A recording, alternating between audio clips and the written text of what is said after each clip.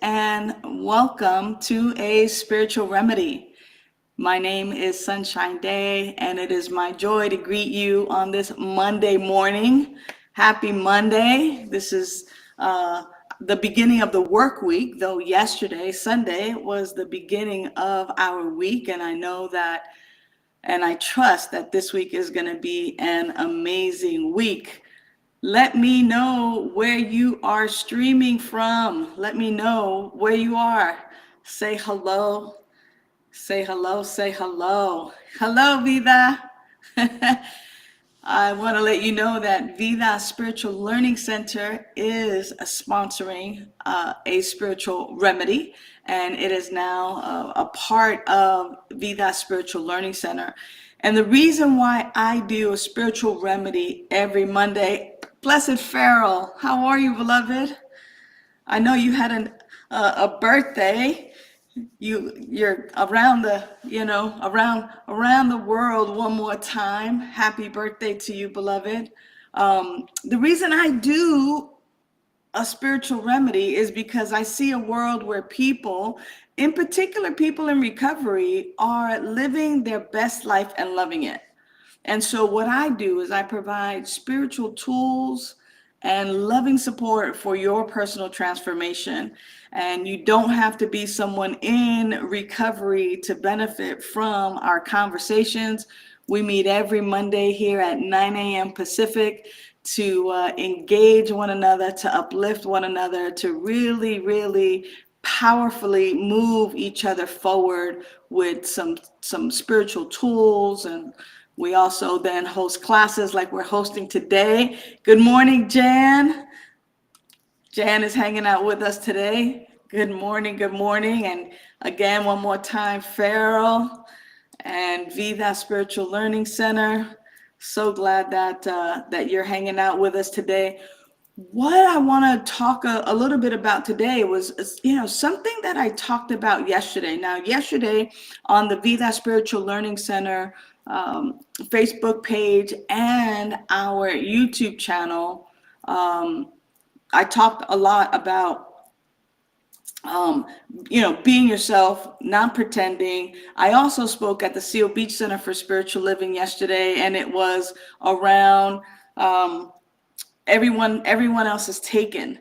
And I don't know if you know this, but a lot of times growing up, I would see people, and sometimes we see it today. Actually, we see it a lot today in social media, right? We see people and we're checking out their life. We're checking out their life and going, I want to be like them. And in particular, in recovery programs, like we say, I want what you got, or I want your life. And we see people and we imagine what their life might be like. And I was telling this cute little joke about, like I'm looking out and I want to be like Kevin, but Kevin wants to be like Farrell, but Farrell wants to be like Jan, and Jan wants to be like John, and John wants to be like me. So here I am trying to be like Kevin, and Kevin's trying to be like somebody else, and somebody else is and then somebody else is trying to be like me. And it's kind of like we alter our way of being, and we never really actually learn to just be ourselves. We never actually learn to be ourselves. And I'm wondering if you've had that experience. Let me know in the chat if in fact you have ever tried to be like somebody else and you spend some time kind of pretending or wishing or wanting to have your life be like somebody else's life. Let me know in the chat. I totally want to know if that's been your experience. And while we're thinking about that, the reason I want to talk about that, and the reason I'm also looking at how it is that we are, is because too many times we're busy trying to fake it till we make it. And I think that there's a place for that. I think there's a place for fake it till you make it. But I'm wondering how many of us actually take that too far. I'm wondering how often we're pretending to be people that we're not, or pretending to be something that we're not, when in fact we struggle, or we have a lot of appreciation, or we have resentment, or any of those things. I'm wondering if that happens for you. And if it does, how is it that we can actually live our genuine and authentic life? Is it possible that through everything, through the highs, through the lows, through the mid-range points, that we could actually just show up as our authentic self? What do you think? And if you think you can show up as your authentic self, what are the steps you take to show up as your authentic self? What are the things that you're involved in, or what's your mind chatter when you show up as your authentic self through it all? Are you comfortable just being you during those times where you might be embarrassed? You might feel lonely or sad, or you're like so joyous and so on top of the world, but the people around you may not be. So you don't want to I don't want to come and just be my joyous self, and people are struggling. I know that that's been true for me. And one of the things that I want to point out today is that when we engage in the spiritual practice of prayer, and in particular, I'm talking about spiritual mind treatment, which is a 5-step prayer. That particular prayer and that type of prayer is simply a prayer reminding ourselves of the truth of who we are. And I see that Jan made a comment here. Jan says, growing up in sobriety, I wanted to be like someone else until one day I couldn't find me. I was a fragment of everyone else. Today, I'm learning to be the child God created. Now I am Jan, all by myself. Ha ha! Go ahead, amazing Jan, with your bad self. I love that. Now I am Jan, all by myself. Yeah. Isn't that quite interesting? And here's the thing. I love that there are examples and people that we want to be like, or things of that nature. I remember one time I was talking with a friend of mine, and he was sharing how sometimes we say things just because it's what we've heard someone else say, and that it's supposed to be a compliment. And this is the downfall to some of what I'm talking about. In recovery meetings, we say, oh, I want what you have. Like when there's a good speaker and they have some long-term sobriety, or someone has accomplished something grand in other circles outside of recovery circles, people sometimes say, I want what you have. It's very, very attractive. And it's interesting that we have these sayings and these phrases that don't necessarily capture the meaning for me of what I really want to say and how I really want to express myself. And Greg had, there was a speaker, and she did a really great job. And after the meeting, as customary, he shakes her hand and he goes, I want what you have. And she snatched her hand back and she said, you better want what God's got, for you. You better want what God's got for you. And he was, kind of taken aback. He was like, wow, did I say that in a way that was sexual? Did she think that I meant something different? And he walked away kind of bewildered. And after a few days, he let it go. And, months went by, and this woman had like 30 years of sobriety, and she had a great story, and he was pretty new. And Sure enough, a few months later, he went to a new meeting, and there were a lot of people there at the meeting. And when they asked for newcomers, the lady with over 30 years of sobriety who spoke, who he shook her hand, said, "My name is so and so," and she had like 4 or 5 days. So she had relapsed, and that's when it came to him. You better want what God's got for you. So a lot of times we say, I want what you have.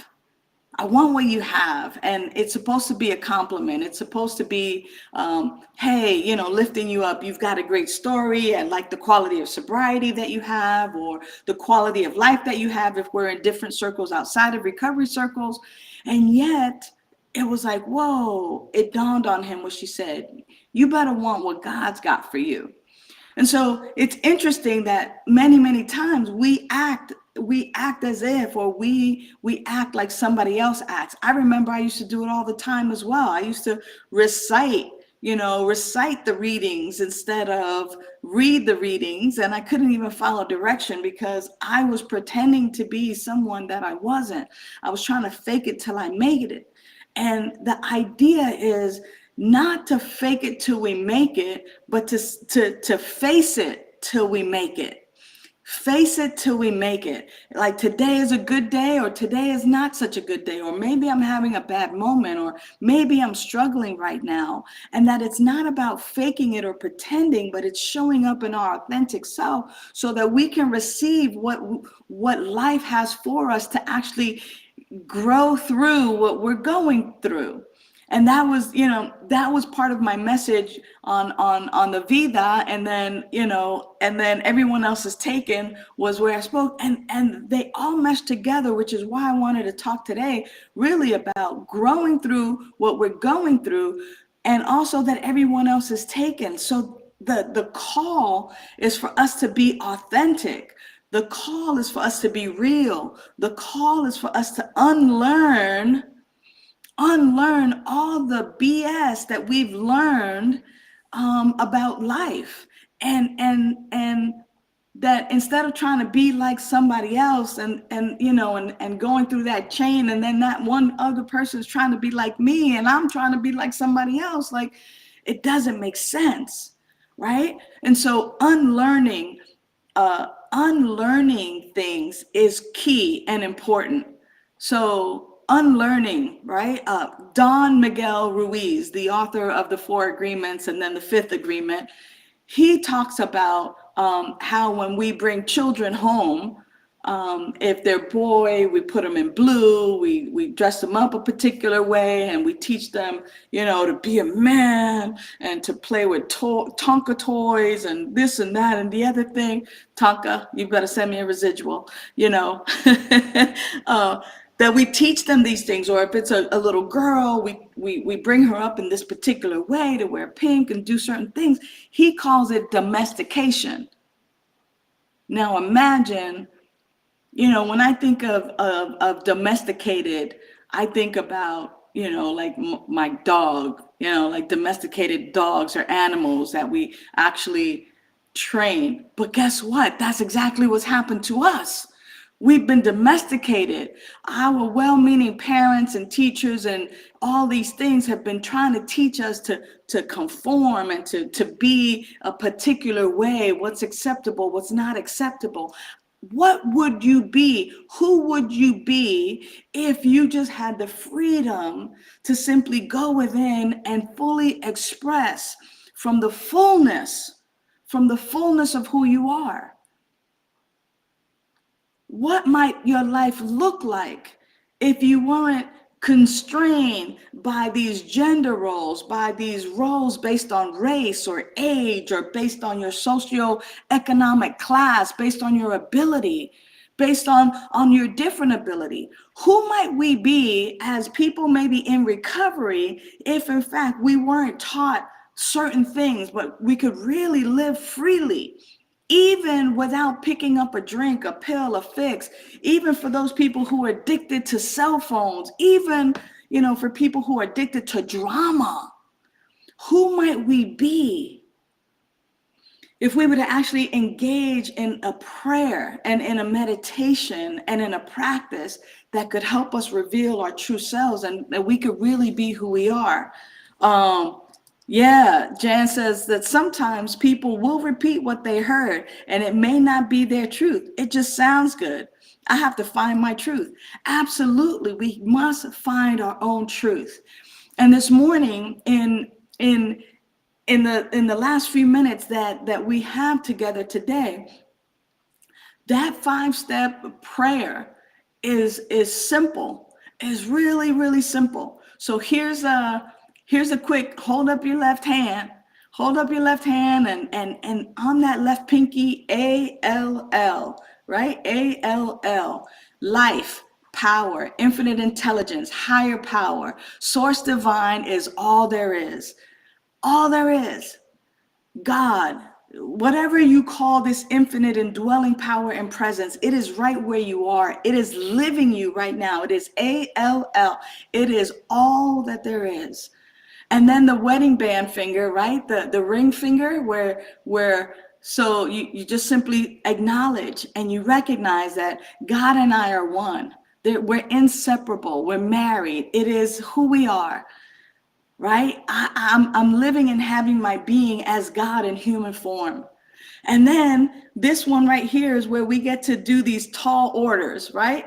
Where we might kind of look at the things that are mucked up in our life, right? And we look at it. I've been pretending to be other people. And really what I want to be my authentic self. So I'm simply knowing right now that in each and every activity that I am being my authentic self.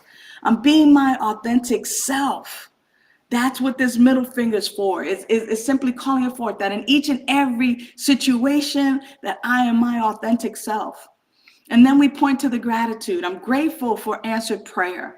I'm grateful for my recovery. I'm grateful for the people in my life. We point to all the things that we're grateful for. I'm grateful for my life, for the clothes on my back. That's why gratitude is in itself is a prayer. And then we just do a thumbs up. And we say, I release this prayer. I release this word now into the law, into God's soil, into the soil of life. This is the seed that I'm planting. I release it and I just simply nurture it. I let it go. I let it be, and life is good. And that's a simple way of doing a prayer. That is a simple way. And it's not a prayer that we're begging some power and presence outside of ourselves to give us anything. It is reminding ourselves that there is a power and a presence, that I'm one with this power and presence, that I can express my true authentic self, that I no longer have to pretend. I no longer have to say these things that other people have said. I get to say what I mean and mean what I say. That I get to grow through what I'm going through, and I get to go, I'm having a hard time right now, or I'm having a great time right now. And I get to be authentic and grow through it. And that I don't have to be anybody else because everybody else is taken and there's only one me. So I might as well be the me that I am meant to be. And I'm meant to be powerful and loving and kind and in harmony, right? That is the thing. So I give thanks. I give thanks for the struggle. I give thanks. I give thanks for the things that I have, the things that I no longer have, and the things that are coming. And give thanks for that. And then I let it go. I let it go because I know that really, right? The short version of the prayer, right, is God's will be done, not mine. I let that go. And I know that because my life is the life of spirit, my life is the life of the divine intelligence, that everything is coming together for my good. That's what I believe. And so, beloveds, that's the gift of today. The gift of today is simply just this prayer, being authentic, being yourself. I'm glad you love it, Jan. Nancy, thank you so much. As we take a look at now that our time is coming to an end, today I am doing a class, and for those of you who've already registered, you will be getting your Zoom link today by noon. So look to your emails to get your Zoom link. Here's one last chance, one opportunity to sign up for the 2 classes that I'm doing today. Know that you're loved, and stay tuned.